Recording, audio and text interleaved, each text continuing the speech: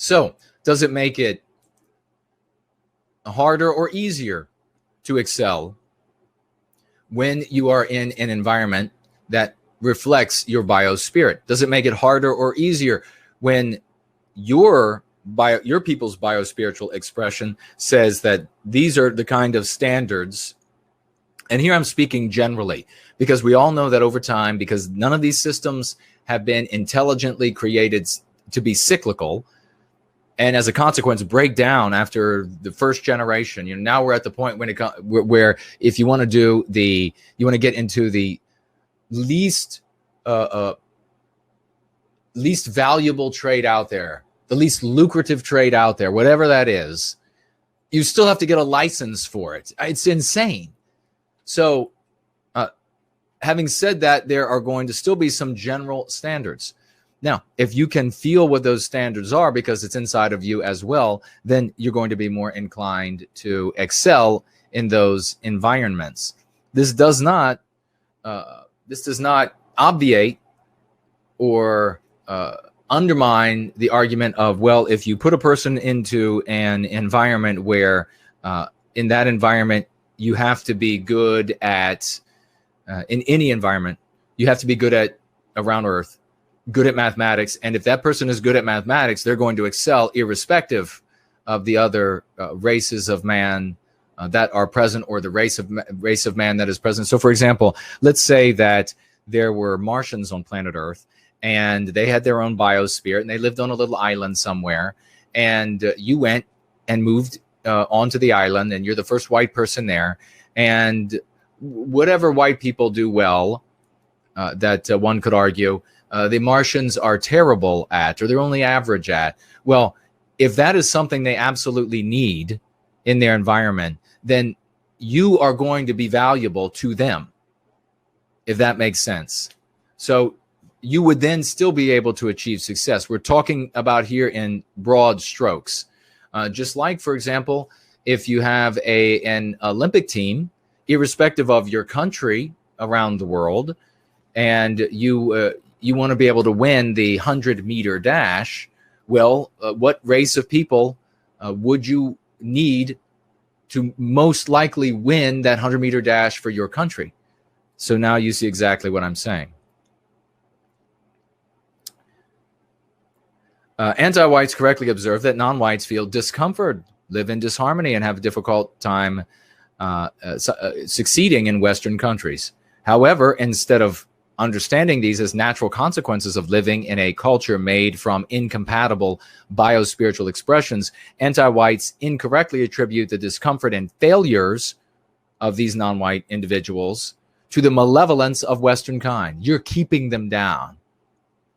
And it's not just, so don't make the mistake here that, you just have to correct them on their misunderstanding the anti-white person. No, they advance the argument because it will get them to the victimization of Western kind. You just have to understand how they're getting there, why they're getting there. They hold Western kind responsible for the poor performance and bad behavior of non-white individuals within white societies. The result is that anti-whites demand that Westmen alter their culture to be more comfortable for non-whites, and they use mis-pretexts, moralized, intellectualized, sentimentalized pretexts, such as, quote, the need for whites to be more inclusive, to inflict this harm on us. By altering and destroying that which we love, brings us pleasure, and secures our well-being, anti-whites inflict harm on our people and therefore us as individual Westmen. Does that make sense? By altering and destroying our culture, our civilization, our literature, our science, our street names, our monuments, our statues, etc. By altering, changing, white erasing all of that, the things that we love, bring us pleasure, and secure our well-being, anti-whites inflict harm on our people and therefore us as individual Westmen. You want to know if you're being victimized or not? get up out of that white community that you have, or mostly white or whatever it is, where you live, and move into one that is predominantly non-white, where their projections have, and I'm not talking about violence. These people can be far less criminal than our people. Maybe you'll be far less likely to have your pocket picked in these environments. I don't know.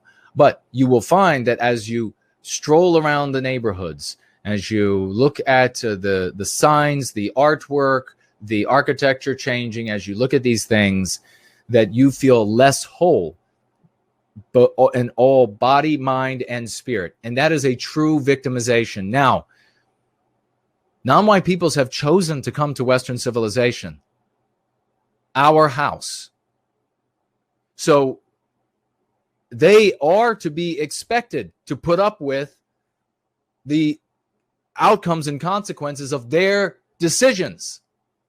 And the ones that stay are expected to deal with and live with the consequences of their decisions. If you don't want to go live in a country of your people's making, your biospiritual people's making, you'd rather live in a country culture of some other people's biospiritual making, well, then that is your decision, and you have to suck it up, rather than coming into our house and saying you're going to remake our house so that it feels comfortable to you. You see, you don't go to your host's home. You don't go to another person's home and say, I don't like the front door here because it's too long of a walk for me. We're going to remodel. I don't like that you get to sleep with your wife and she's not sleeping with everybody who's living in the house now. You don't get to come here and make that decision. But that is exactly what the anti-whites are doing to us. And then quite naturally defining it as fair. We're being fair by making it inclusive. The front door has to be moved so that it's more inclusive. What, you're uncomfortable, white man, white woman? Too bad. Too bad. It doesn't matter. All of our workplaces, all of our educational institutions are being made more comfortable for non-white people.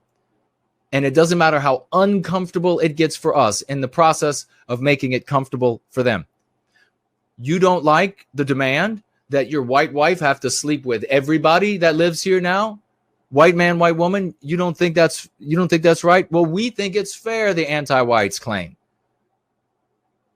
And then they convince you and they befuddle you so much that it's like you're a drunk, besotted and wandering down the street, using their verbiage and then asking or demanding to know, how is it fair when I have to give up all of this and they get to have all of that? It hasn't been fair before that argument was even made, because they started with the desire to victimize you. That's where it became unfair. The moment they stepped through the threshold of your home, our people's culture, our people's biospiritual projection, the moment they stepped through the threshold and said, we're going to change things, that was the moment it became unfair in favor of them. It is clear from the way multiracial society functions that individual anti-whites need not plan, desire, or even consider white erasure to achieve white erasure. They need only inflict aggregate and cumulative harm on Western kind. This is death by countless acts that harm us and alter our civilization. It is no wonder that so many whites around the Western world report that they feel like strangers in their own countries. Now, please, when you are having these discussions with friends, family, and strangers, drop the Alex Jones bit. Be sane for once. He is a millionaire. He can afford to be a fat fool. You cannot. You cannot afford to burn your reputation. Do not tell your audience that there is some shadowy, smoke-filled room full of this cabal of world-controlling octopodes the plural of octopus, because they are going to think that you are totally insane. And maybe you are if you're saying that stupid stuff. Instead, talk about how white erasure actually gets achieved. It's done one erasure at a time. It's done by taking out the eraser, one statue, one piece of history, one this, one that. Make white people sick as dogs with self-hatred, psychologically sick as dogs with self-hatred, sick as dogs with poisoned food, and then provide them with powerful painkillers. That's what does it. If there is, remember the word verisimilitude. That means that something has the ring of truth. If there really is this host of octopodes that sit on top of the planet Earth, and with each of them with their 8 arms, they're moving levers and making this all happen. If you told people, they would not believe you, so it doesn't matter. What matters is how we go from where we are to the recapture of our destiny. That's all that matters. If we've got to tell people that chipmunks control everything, if that would get us from A to Z and the recapture of our destiny, then that's what I would be saying. The more anti-whites, white guilt Westmen, into permitting the alteration of our countries to suit the biospiritual preferences of non-white peoples, the less our countries reflect our own biospiritual nature. This, of course, causes Westmen to feel out of place and uncomfortable. Mutual discomfort as a consequence of biospiritual incompatibility is a cause of great conflict.